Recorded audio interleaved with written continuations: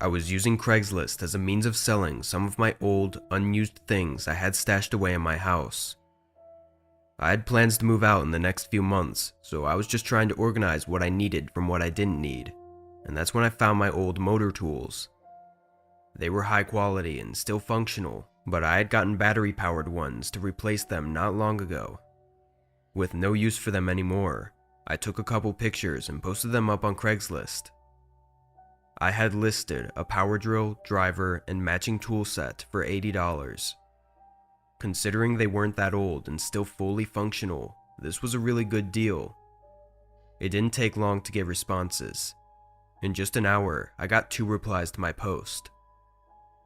One of them emailed me asking if $50 would be okay, but I politely declined. The other reply stated that they were very interested and wanted to buy them that same night for the listed price. I agreed and said I was available at 5 if he wanted to swing by and pick them up. I never let anyone into my house when selling things. I'd always just bring the stuff out to my driveway and talk to them there. It was a well-trafficked neighborhood street, so I wasn't worried about anyone attempting something out in the open. As I usually did, I was going to stand out in the driveway with the items a bit before 5 and wait for them so that I could make the transaction as quick as possible. But just past 4:30, there was a knock at the door. I looked out, seeing a man standing there with his red car parked in the driveway. I opened the door a crack, asking who he was.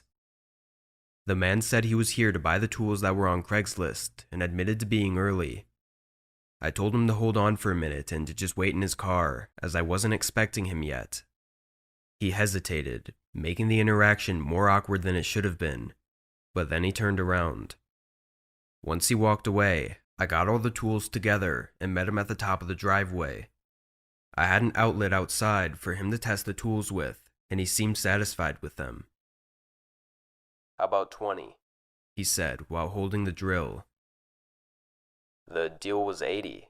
I can do a little lower, but 20 is too low," I said nicely, though I was slightly annoyed because he had already agreed to pay $80 for them, and $20 was just a total ripoff. He put the drill down, and without even looking at me, he walked back to his car and drove away. I was confused and upset, feeling like I'd been played and just had wasted my time. I got the tools back inside and just went on with my night, trying not to let myself get too upset about it. Really, it was just a small inconvenience.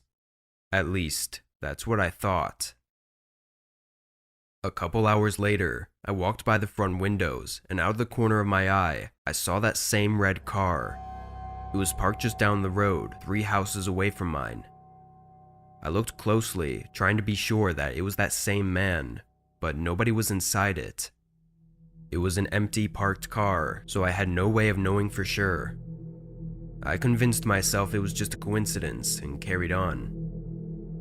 Another hour would go by. I was just going on with my night, making food and watching TV, but then someone knocked on my door.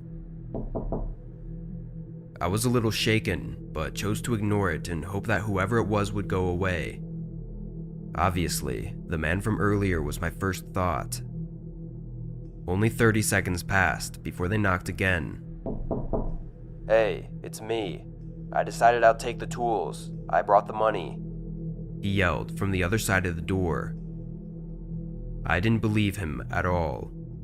It all came together in my mind that that car that I'd seen an hour ago was his, meaning that he'd been stalking my house all night. I didn't respond and instead called the police, informing them of the man's name and the car he had.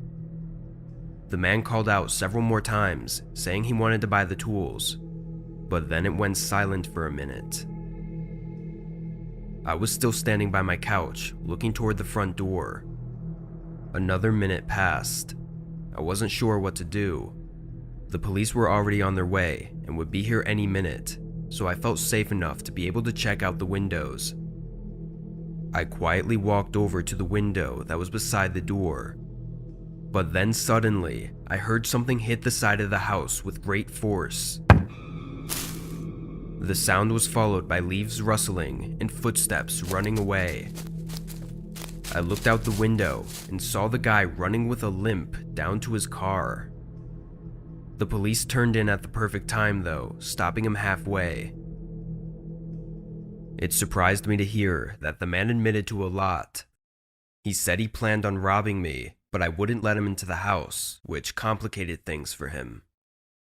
Additionally, he tried climbing the tree on the side of my house and jumping onto the roof, but he missed, hitting the side and falling on his leg. The thing is though, he was armed with a knife, and the roof he tried to jump on was just under my second-story window, which after checking, was unlocked. So, if he had made the jump, he actually would have gotten inside. He claimed it was just an attempted robbery, but claims are just that. I stopped using Craigslist, and even to this day, I lock every single window in my house, even the ones that I think are unreachable. Story 2 coming soon. Please subscribe.